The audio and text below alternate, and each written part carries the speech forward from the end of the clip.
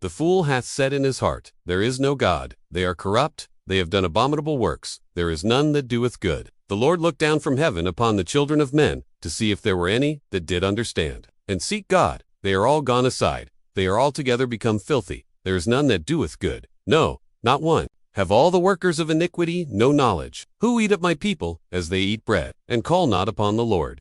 There were they in great fear. For God is in the generation of the righteous. Ye have shamed the counsel of the poor, because the Lord is his refuge. Oh, that the salvation of Israel were come out of Zion. When the Lord bringeth back the captivity of his people, Jacob shall rejoice, and Israel shall be glad. Psalm 14 opens with a sobering declaration.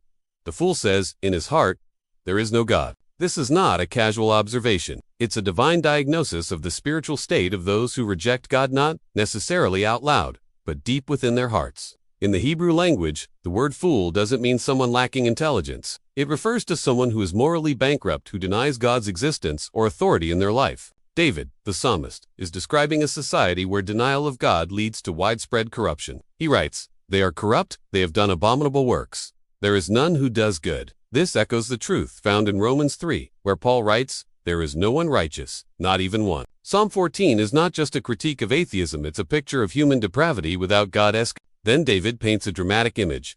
The Lord looks down from heaven upon the children of men to see if there are any who understand, who seek God. This divine gaze reminds us of Genesis 6-5, where God saw the wickedness of mankind before the flood. It also mirrors the Tower of Babel narrative in Genesis 11, when God observed humanity's rebellion. God's looking down isn't from distance, it's from authority. He searches hearts to see if anyone seeks him truly. But the conclusion is tragic.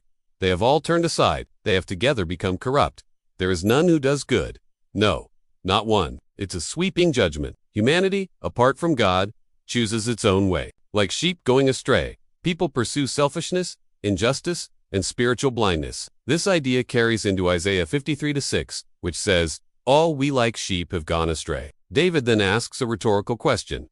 Have all the workers of iniquity no knowledge? He's shocked. How can people continue to do evil, to devour God's people as they eat bread, without any fear of God? The comparison to eating bread suggests ease and regularity. Evil becomes a daily routine.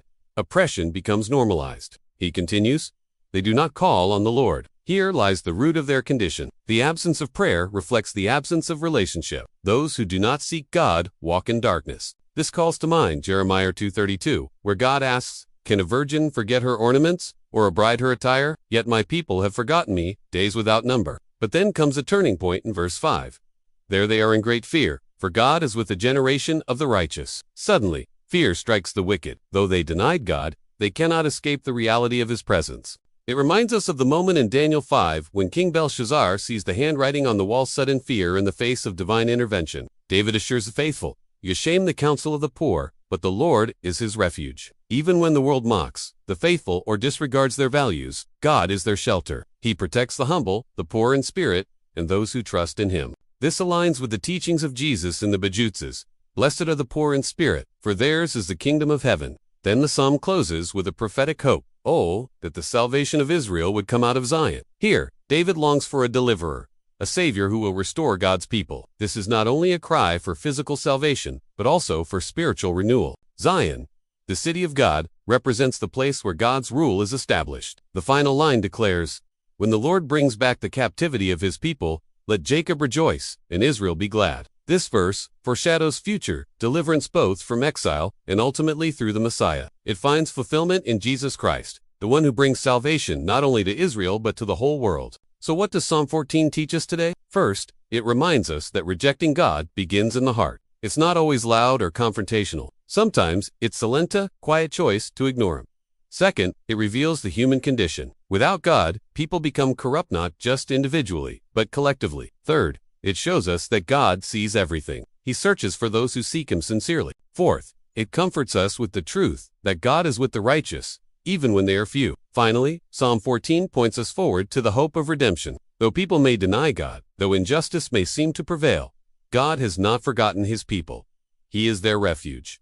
He will bring salvation, and his eye is always upon those who trust in him. Let this psalm challenge us to examine our own hearts. Do we truly seek God? Do we live as though he sees us daily? Do we stand as part of the generation of the righteous, even when the world mocks faith? May our answer be yes. May we not be among the fools who say there is no God, but among the faithful who declare, "The Lord is my refuge,